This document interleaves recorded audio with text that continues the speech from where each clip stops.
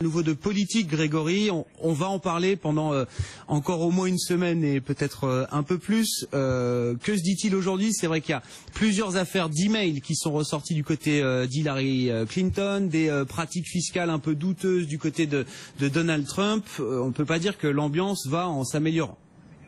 Non, ça vole très très bas.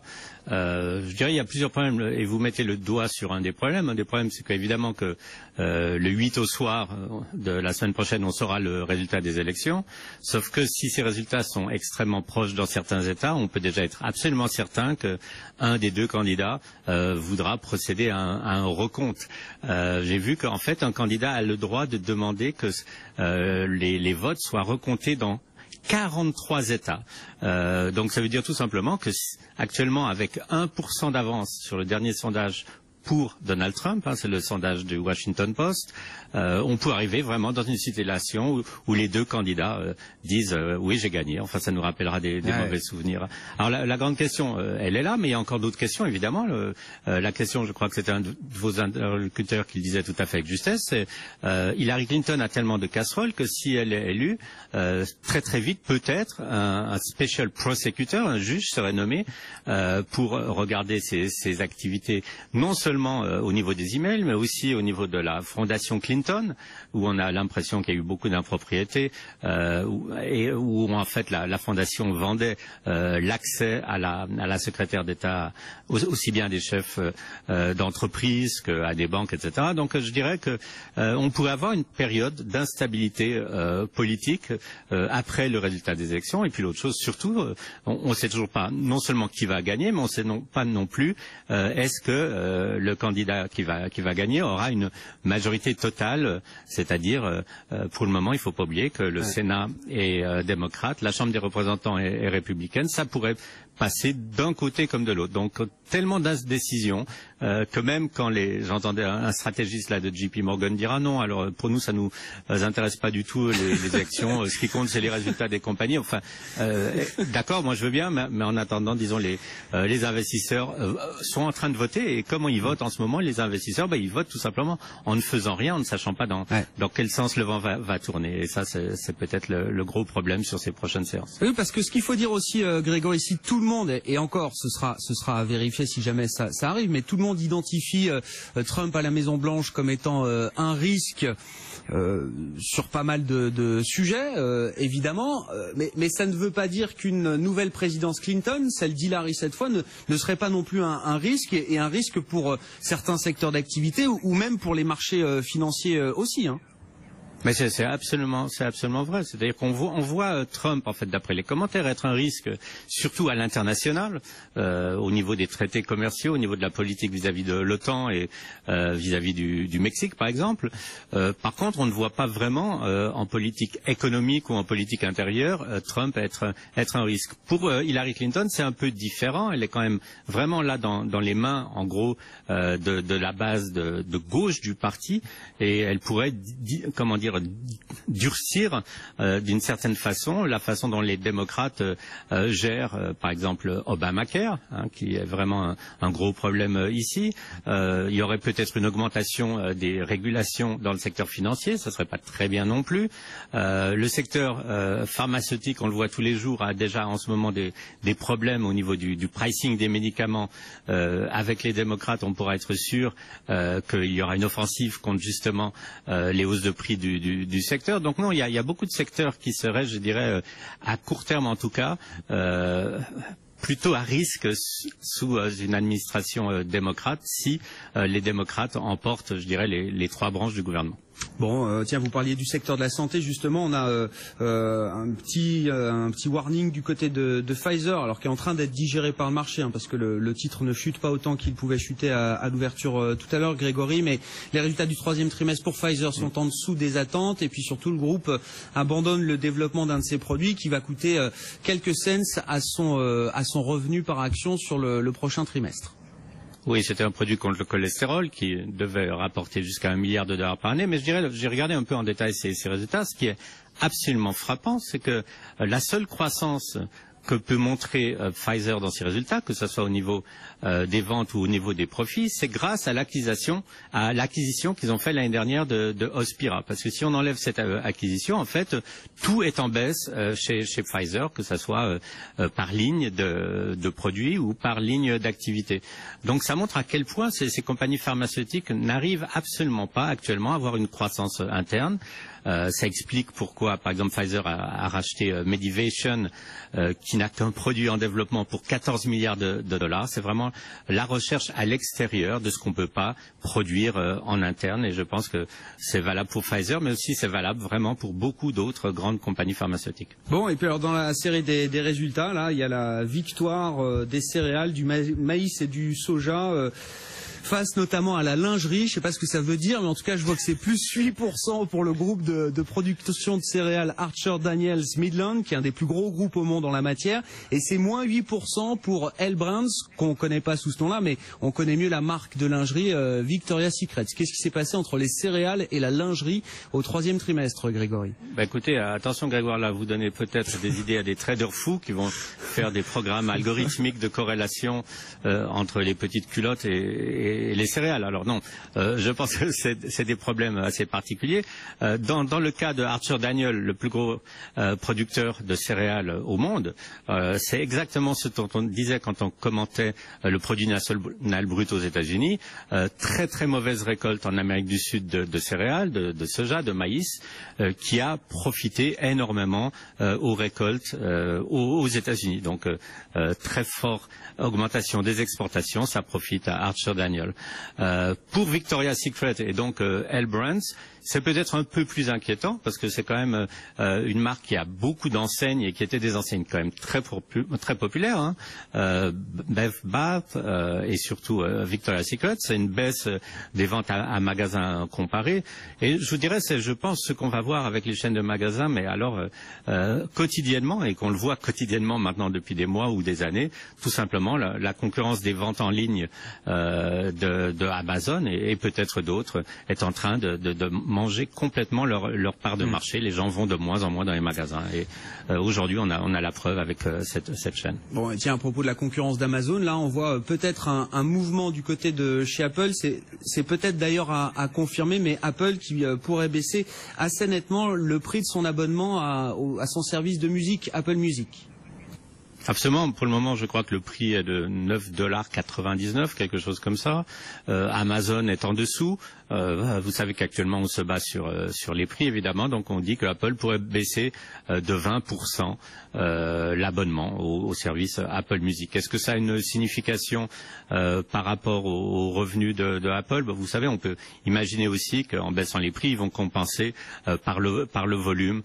Donc, je ne pense pas que pour un investisseur, en tout cas dans le titre d'Apple, il faille s'inquiéter, d'autant plus que Apple, avec ses 270 milliards de cash, peut se permettre d'être un peu agressif sur les prix, ce qu'ils ne sont pas du tout. En fait, si vous regardez la gamme de leurs produits, par exemple, on reproche aujourd'hui au nouveau iBook, à la nouvelle ligne de laptop, d'être extrêmement cher, puisque le prix d'entrée, disons, est de 200 à 300 $ plus élevé que leur ancienne gamme. Donc d'un côté peut-être qu'ils baissent les prix, mais de l'autre côté ils maintiennent alors des prix très très élevés pour la plupart de leurs produits. Et puis pour finir, Grégory, je voudrais qu'on dise un mot des fusions-acquisitions là, parce qu'on se glorifie, en tout cas on se satisfait d'avoir connu un mois d'octobre assez exceptionnel sur le front des fusions-acquisitions. Dans le monde, on a quasiment 500 milliards de dollars d'opérations qui ont été annoncées. C'est ce que compile l'agence Bloomberg. Les États-Unis évidemment sont en première ligne. Le secteur des médias, lui aussi, avec le deal AT&T, Time Warner, mais il y a une nouvelle intéressante aujourd'hui qui vient nous rappeler que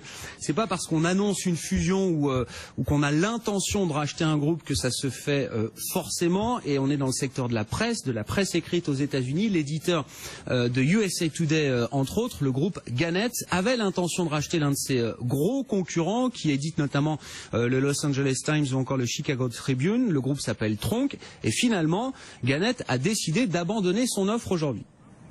Oui, alors la grande question, c'est pourquoi est-ce que Gannett a décidé d'abandonner son offre, parce que Trump, comme vous dites, c'est parmi les meilleurs journaux aux États-Unis, le Chicago Tribune, Los Angeles Times, Orlando Sentinel. Ils ont aussi énormément d'hebdomadaires. Donc pourquoi est-ce que Gannett a abandonné alors qu'ils étaient en discussion depuis des mois et des mois? Ils ont abandonné tout simplement parce que les banques n'ont pas voulu les appuyer, n'ont pas voulu leur prêter l'argent nécessaire pour faire cette acquisition. Alors qu'est-ce que ça veut dire? Ça veut dire qu'actuellement, disons, le secteur de la presse écrite aux États-Unis est dans un tel déclin au niveau de ses revenus, et ses revenus évidemment de ses revenus publicitaires, que une banque, je pense, pour elle, c'est un risque. Elle ne peut pas estimer si elle prête aujourd'hui 3 milliards de dollars ou 5 milliards de dollars. Est-ce que dans 1 an, 2 ans ou 3 ans, l'emprunteur sera à même, sur ses revenus, sur son cash flow, de rembourser son prêt ou même juste de payer les intérêts de la dette. Donc ça montre à quel point là, vous avez tout un secteur qui est quand même pas n'importe quoi, hein, la presse écrite, qui est face à des difficultés énormes, et ce n'est pas la fin. Je pense qu'on verra ça sur le résultat de compagnies telles que New York Times et bien d'autres. Et même aujourd'hui, alors c'est pas la presse écrite, vous avez Reuters, ouais, qui annonce 2000 suppressions d'emplois. Alors ils disent oui, alors c'est pas les journalistes de Reuters qui sont éliminés, mais c'est les services techniques, le support informatique, etc. Mais enfin c'est quand même pratiquement 5% de la base salariale de Reuters. La compétition aussi très très rude, même dans la presse électronique. Merci beaucoup Grégory. Bonne séance à vous à New York. Grégory Volokin, le président de Mescart Financial Services. On se reconnecte rapidement au marché avec une tendance bourse. Un replay. Et puis la politique, bien sûr. La politique américaine a une semaine maintenant de l'élection présidentielle et des affaires qui ressortent de part et d'autre. Les différentes affaires des emails d'Hillary Clinton d'un côté, les affaires de pratiques fiscales douteuses de l'autre pour Donald Trump. On parlait de tout cela tout à l'heure avec Grégory Volokin, le président de Mescart Financial Services à New York. Ça vole très très bas. Je dirais il y a plusieurs problèmes et vous mettez le doigt sur un des problèmes. Un des problèmes, c'est qu'évidemment que le 8 au soir de la semaine prochaine, on saura le résultat des élections. Sauf que si ces résultats sont extrêmement proches dans certains États, on peut déjà être absolument certain que un des deux candidats voudra procéder à un recompte. J'ai vu qu'en fait, un candidat a le droit de demander que les votes soient recomptés dans 43 États. Donc ça veut dire tout simplement que actuellement, avec 1% d'avance sur le dernier sondage pour Donald Trump, hein, c'est le sondage du Washington Post, on peut arriver vraiment dans une situation où les deux candidats disent oui, j'ai gagné. Enfin, ça nous rappellera des mauvais souvenirs. Alors la grande question, elle est là, mais il y a encore d'autres questions, évidemment. La question, je crois que c'était un de vos interlocuteurs qui le disait tout à fait avec justesse, c'est Hillary Clinton a tellement de casseroles que si elle est élue, très très vite, peut-être, un special prosecutor, un juge serait nommé pour regarder ses activités, non seulement au niveau des emails, mais aussi au niveau de la fondation Clinton, où on a l'impression qu'il y a eu beaucoup d'impropriétés, et où en fait la fondation vendait l'accès à la secrétaire d'État aussi bien à des chefs d'entreprise qu'à des banques, etc. Donc je dirais que on pourrait avoir une période d'instabilité politique après le résultat des élections. Et puis l'autre chose, surtout, on ne sait toujours pas non seulement qui va gagner, mais on ne sait pas non plus est-ce que le candidat qui va gagner aura une majorité totale, c'est-à-dire pour le moment il ne faut pas oublier que le Sénat est démocrate, la Chambre des représentants est républicaine, ça pourrait passer d'un côté comme de l'autre. Donc tellement d'indécision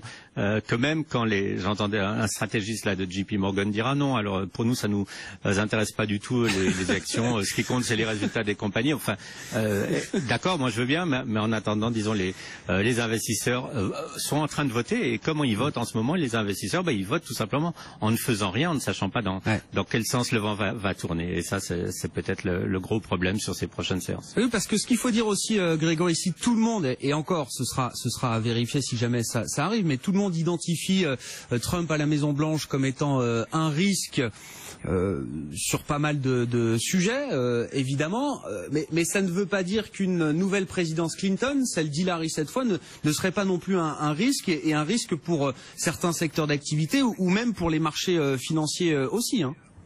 Mais c'est absolument vrai. C'est-à-dire qu'on voit Trump, en fait, d'après les commentaires, être un risque, surtout à l'international, au niveau des traités commerciaux, au niveau de la politique vis-à-vis de l'OTAN et vis-à-vis du Mexique, par exemple. Par contre, on ne voit pas vraiment en politique économique ou en politique intérieure Trump être un risque. Pour Hillary Clinton, c'est un peu différent. Elle est quand même vraiment là dans les mains, en gros, de la base de gauche du parti, et elle pourrait, durcir d'une certaine façon la façon dont les démocrates gèrent, par exemple, Obamacare, qui est vraiment un gros problème ici. Il y aurait peut-être une augmentation des régulations dans le secteur financier, ça serait pas très bien non plus. Le secteur pharmaceutique, on le voit tous les jours, a déjà en ce moment des problèmes au niveau du pricing des médicaments. Avec les démocrates, on pourra être sûr qu'il y aura une offensive contre justement les hausses de prix du secteur. Donc non, il y a beaucoup de secteurs qui seraient, je dirais, à court terme en tout cas, plutôt à risque sous une administration démocrate si les démocrates emportent, je dirais, les trois branches du gouvernement. Bon, tiens, vous parliez du secteur de la santé justement. Les trois branches du gouvernement. Bon, tiens, vous parliez du secteur de la santé justement. On a un petit warning du côté de Pfizer, alors qui est en train d'être digéré par le marché, parce que le titre ne chute pas autant qu'il pouvait chuter à l'ouverture tout à l'heure, Grégory. Mais les résultats du troisième trimestre pour Pfizer sont en dessous des attentes, et puis surtout le groupe abandonne le développement d'un de ses produits qui va coûter quelques cents à son revenu par action sur le prochain trimestre. Oui, c'était un produit contre le cholestérol qui devait rapporter jusqu'à $1 milliard par année. Mais je dirais, j'ai regardé un peu en détail ces résultats. Ce qui est absolument frappant, c'est que la seule croissance que peut montrer Pfizer dans ses résultats, que ce soit au niveau des ventes ou au niveau des profits, c'est grâce à l'acquisition qu'ils ont fait l'année dernière de Hospira. Parce que si on enlève cette acquisition, en fait, tout est en baisse chez Pfizer, que ce soit par ligne de produits ou par ligne d'activité. Donc ça montre à quel point ces compagnies pharmaceutiques n'arrivent absolument pas actuellement à avoir une croissance interne.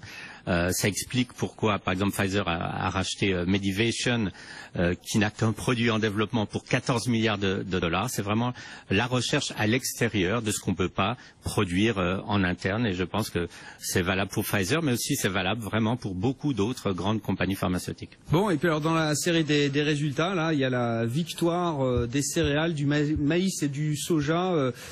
Face notamment à la lingerie, je ne sais pas ce que ça veut dire, mais en tout cas je vois que c'est plus 8% pour le groupe de production de céréales Archer Daniels Midland, qui est un des plus gros groupes au monde en la matière, et c'est moins 8% pour L Brands, qu'on ne connaît pas sous ce nom-là, mais on connaît mieux la marque de lingerie Victoria's Secret. Qu'est-ce qui s'est passé entre les céréales et la lingerie au troisième trimestre, Grégory? Écoutez, attention Grégoire, là vous donnez peut-être des idées à des traders fous qui vont faire des programmes algorithmiques de corrélation entre les petites culottes et les céréales. Alors non, je pense que c'est des problèmes assez particuliers.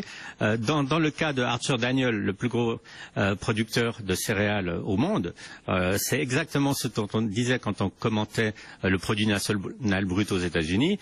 Très très mauvaise récolte en Amérique du Sud de céréales, de soja, de maïs, qui a profité énormément aux récoltes aux États-Unis. Donc très fort augmentation des exportations, ça profite à Archer Daniels.